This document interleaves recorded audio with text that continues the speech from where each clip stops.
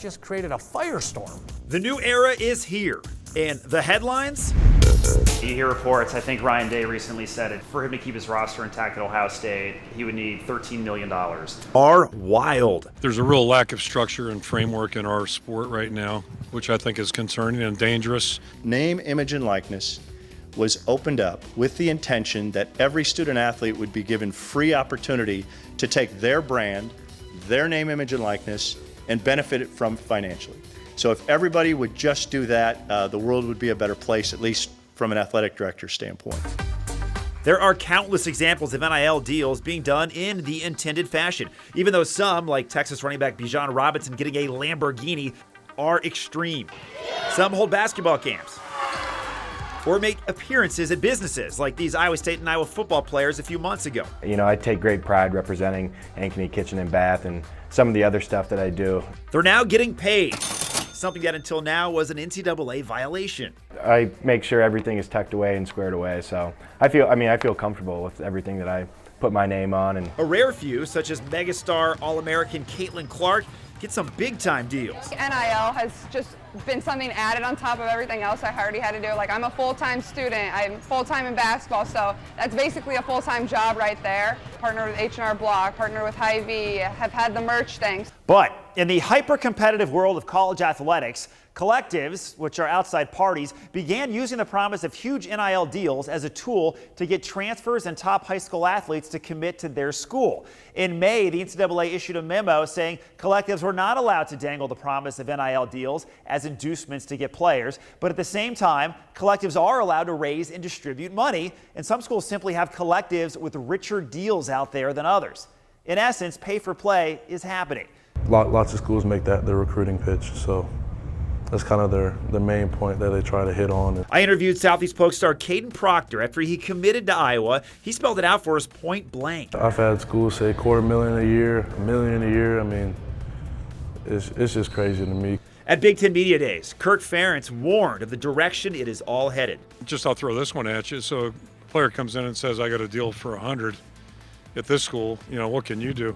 How do I know he's got a deal for 100? You know, I mean, just think about that. Who's advising the players on there's just a lot of gaps in there. So, you know, it just seems like, you know, there's probably a better way to do this. When you see somebody saying they're getting $400,000 for this or that, that's not NIL, that's pay for play, that's inducement, and that's not sustainable. I got to sit down with Iowa State AD Jamie Pollard earlier this summer. Does that bother you at all, knowing how competitive it is and how Matt Campbell would love a player with 5 stars next to his name? No, Matt Campbell wouldn't love a player with 5 stars next to his name because Matt Campbell's not recruiting anybody because of the stars behind their name. Stars are made up by people. What we want are young men that are more focused on their development and getting better than worrying about what they're going to get based on who they are today. Pollard says his teams are on all-time recruiting highs. Schools that have already had a great culture will be able to handle it better. And, you know, we got several really good transfers, and not a one came because we did pay for play or we promised them some NIL deal.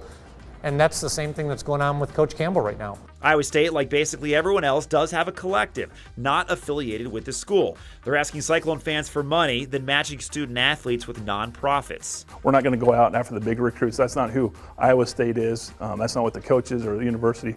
I don't think that's who we are. We just want to retain our current players, give them something for what they built their name, image, and likeness. They should be compensated for that, and give them a little money throughout their college career. Because if we don't, we're going to fall at the bottom of the pack of the Big 12 Conference. The Iowa Swarm Collective is similar, an outside entity created for football and men's and women's basketball, pay distributed equally among those who participate. Former Iowa golfer Brad Heinrichs formed it. I want to empower these coaches to help stay competitive and win championships. What's going on, Hawkeye Nation? The Iowa football players also started the Iowa City NIL Club. For $200, fans get access to videos, player meet and greets, and more.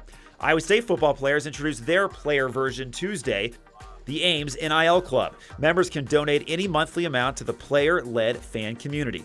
There are countless moving parts, moving dollars, and hardly any enforceable guidance from the NCAA, especially when Iowans wonder about the actions of those collectives at competing schools. I'm sure there's a lot of us that are a little confused on what the rules are and what are the, how do you operate.